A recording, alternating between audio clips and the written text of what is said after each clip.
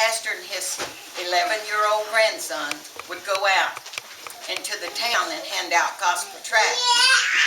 This particular Sunday afternoon, as it came time for the pastor and his grandson to go into the streets with their tracts, it was very cold outside, as well as pouring down rain.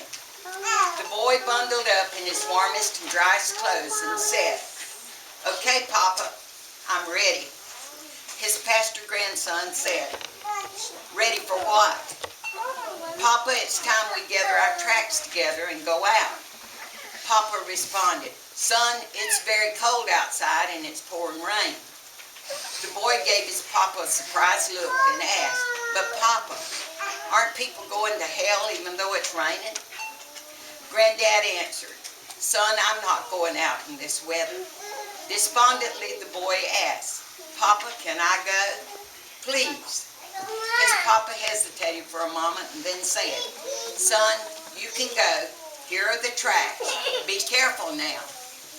"Thanks, Papa," and wishes that he was off and out into the rain. The 11-year-old boy walked the streets, going from door to door, handing out everybody he met in the street a gospel tract. After 2 hours of walking in the rain, he was soaked, bone-chilled, wet, and down to his very last tract.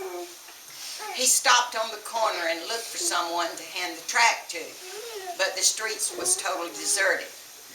Then he turned toward the first house he saw and started up the sidewalk to the front door, and he rang the doorbell. The bell rang and rang, but nobody answered. He rang it again and again, but still no one answered. He waited, still no answer.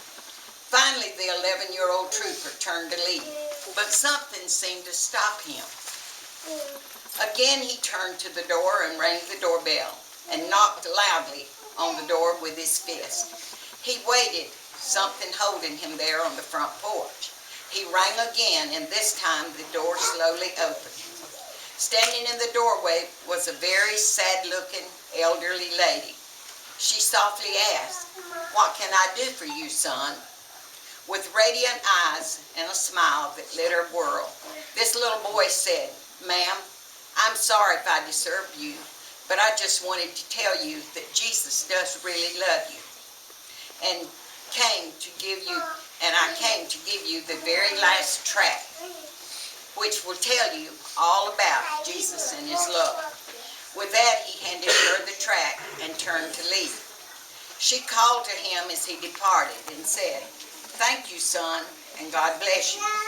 Well, the following Sunday morning in church, Pastor Granddad was in the pulpit, and as the service began, he asked, "Does anybody have a testimony or want to say anything?" Slowly in the back row of the church, an elderly lady stood on her feet. As she began to speak, and look of a glorious radiance came from her face. "No one in this church knows me. I've never been here before. You see, before last Sunday, I was not a Christian. My husband passed on some time ago, leaving me totally alone in this world. Last Sunday, being a particular cold and rainy day, it was even more dreary, and so in my heart that I came to the end of my line, where I no longer had any hope or will to live. So I took a rope and a chair and ascended to the stairway in the attic of my home. I fastened my rope securely to the rafters in the roof and stood on a chair and fastened the other end of the rope around my neck. Standing on the chair, so lonely and broken-hearted, I was about to leap off, when suddenly a loud ringing of my doorbell, and it rang downstairs, and it startled me. I thought, I'll wait a minute and whoever's there will go away. I waited and waited, but the ringing doorbell seemed to get louder and more intense. And then the person ringing the doorbell started knocking loudly. I thought to myself again, who on earth could this be? Nobody ever rings my bell or comes to see me. I loosened the rope from my neck and started for the front door. All the while the bell kept ringing and getting louder.